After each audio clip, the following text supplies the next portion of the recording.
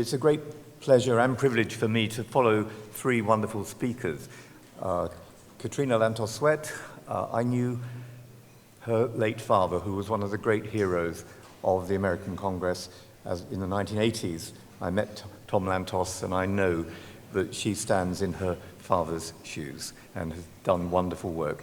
Sam Brownback I met when he was a new senator, and I also was privileged to visit him in his wonderful home state of Kansas while he was governor. And again, I think he's done wonders in transforming what seemed like a peripheral and sometimes fringe issue into a mainstream issue, which is freedom of religion or belief. So thank you both. But also, following immediately after what Amina has said to us, Amina Bouyak, who is the chair of the Human Rights Council here in Morocco. I was privileged to host Amina when she was in the British Parliament, and it's wonderful for me to be able to continue to build bridges with you, but also to be able to record my own appreciation and respect for the Alawite royal family, who deserve our thanks for facilitating dialogue about the challenges of diverse peoples learning to live together in mutual respect. And her final remarks a few moments ago about why human dignity unites us all, I think is absolutely correct.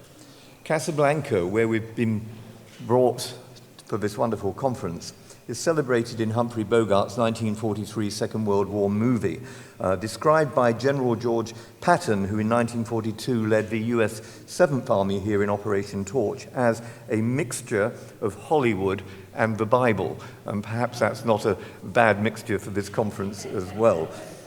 Elsewhere, I might add that in North Africa, my father was a desert rat, a young British soldier in the 8th Army at the famous Battle of El Alamein, and that in the 1980s I travelled as a young MP to the Maghreb, and the very first country that I chose to visit as a member of the House of Commons was Morocco, and it was to see the landmarks and the terrain.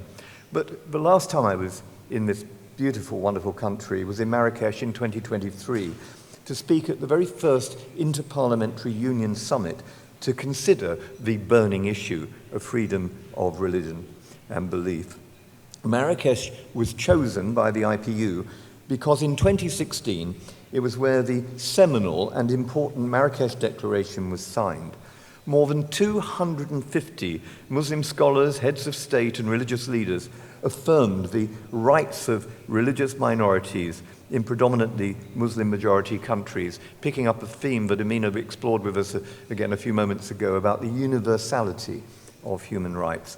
It calls for equal citizenship. The Declaration says that religious freedom is based on the 7th century historic Charter of Medina to ensure equal treatment of all groups in shared, diverse societies.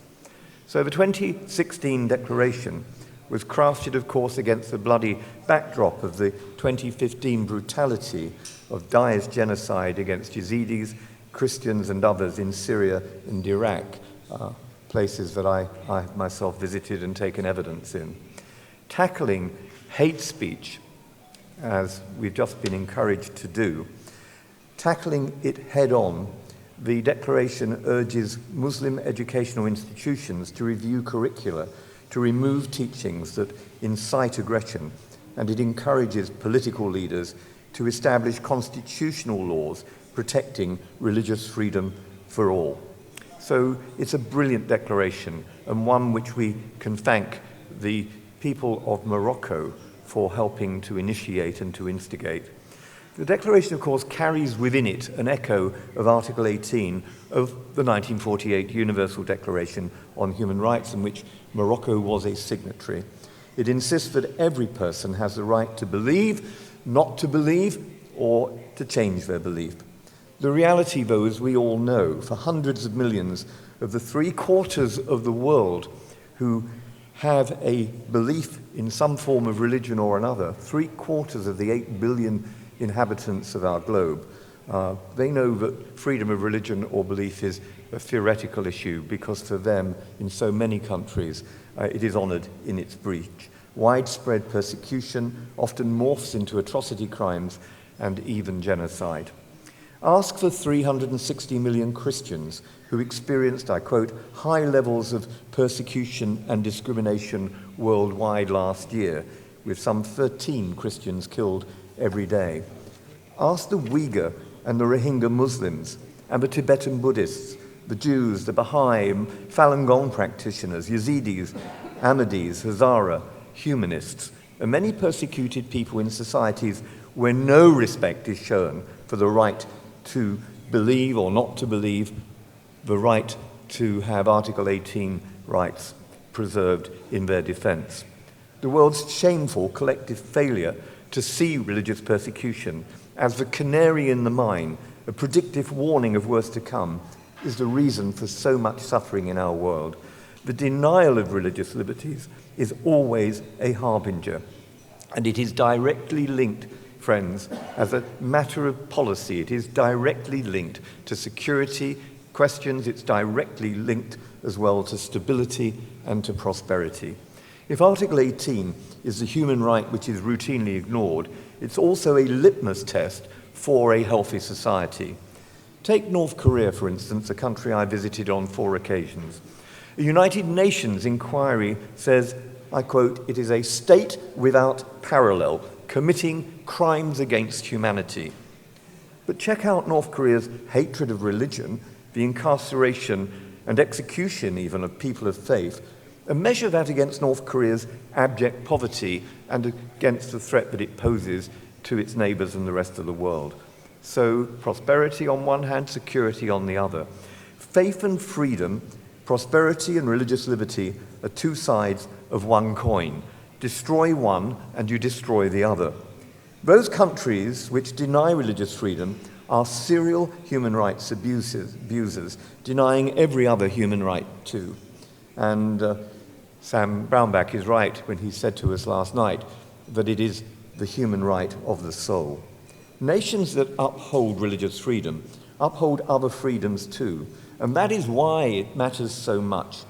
So policymakers need to get a grip of this and recognize that when you impose a Stalinist, Maoist reign of terror on religious believers or trample on Article 18 rights and religious liberty, there will be no truly human flourishing. They also need to better understand the connection between the conflicts generated by warlords and by jihadist ideologues and the mass displacement of some 120 million people in our world today, and the role which distorted religion can play in the generation of conflict and which leads and fuels that displacement to which I've just referred. When it comes to the religious dimension of conflicts and displacements, in countries like Nigeria, Eritrea, and Sudan, right across sub-Saharan Africa, there's too much religious illiteracy among the policymakers, those who determine our response. Friends, there are nearly 4 million displaced people in Nigeria alone. Ask them. Ask Leah Sharibu, a girl abducted at 14, raped, impregnated, forcibly converted, and still in captivity, if she believes that she was seized because of climate change or conflicts between herders and farmers, or whether curtailment of religious freedom is the driving factor both with Boko Haram and ISIS West Africa. The question hardly should need to be put, but sadly it is often the one that many ignore. Ask in turn the 1.3 million Rohingya Muslims who are displaced and forced out of Burma and now are in sprawling camps, places like Cox's Bazar in Bangladesh. Ask them if they're merely victims of military dictatorship, and you'll see the answer that there is a factor here about their religion, their identity, the points that Amina was referring to. I've seen for myself the smouldering remains of a village madrasa in Burma, torched by hostile militias, acting in the name of their religion. And I've stood in the ruins of a church and a school in Sudan, destroyed because it was the wrong religion. I've been in northern Iraq and met the survivors of the genocide, been to Tibet and Western China, met victims of appalling anti-Semitism. And in my work as chair of the British Parliament's Joint Committee on Human Rights, I've met too many individuals whose lives have been irreparably changed by the failure to protect people of religious faith, the failure to protect Article 18. meeting those who've been beaten, tortured, imprisoned, raped, or bereaved never leaves you unchanged. You can't put your hands into someone else's wounds and remain unaffected. In the early years of my political life, I visited Ukraine. I met Bishop Pavlo Vasilik and Ivan Gel, a politician and a dissident, one who'd spent 17 years and the other 18 years in the Kremlin's death camp at Perm. I met a young priest who'd been sent to Chernobyl without any protective clothing, simply because, and sent to clear radioactive waste, sentenced to do that because he'd been caught celebrating the liturgies in the open. Knowing their stories and stories like them, seeing for yourself, collecting evidence, not merely relying on press and second-hand reports, building alliances like this one across political divides with like-minded people, that's why the only way to make Article 18 and religious liberty more than a political slogan, that's why it matters so much. We must, in our generation, be like the British parliamentarian William Wilberforce and his friends, who in former times took on the great challenges of the day and did something about them. We must be more like the geese in the Roman citadel, who woke up their citizens and their political leaders to infamy and danger when it presented itself. As I come to a conclusion, let me just give two further thoughts. Next month, my parliamentary committee will report on the challenge of artificial intelligence to human rights. Artificial intelligence, friends, is already shaping how people access information, how communities communicate, how governments monitor public life, and how rights are protected or undermined. AI has enormous potential to advance human rights, from documenting abuses and translating testimony to improving access to education and amplifying voices that are too often ignored. Yet we've already seen how authoritarian states can use these same tools to monitor communities, to restrict religious expression, to censor dissent, to spread disinformation and identity, or target those whose beliefs are viewed as a threat to state power. Think particularly of the Chinese Communist Party.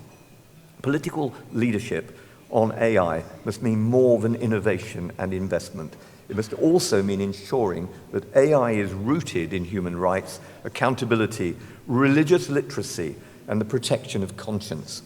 No person should be reduced to productivity, usefulness, or data. It is about, as Amina said, it's about human dignity. Every human being has dignity, freedom, interior life, and conscience. That insight is central to any serious discussion of AI and freedom of religion or belief. A future summit might consider how both AI and social media's role can be used to stigmatize, inflame hatred, to sow division, and how we can best meet that challenge. And my other last thought concerns displacement.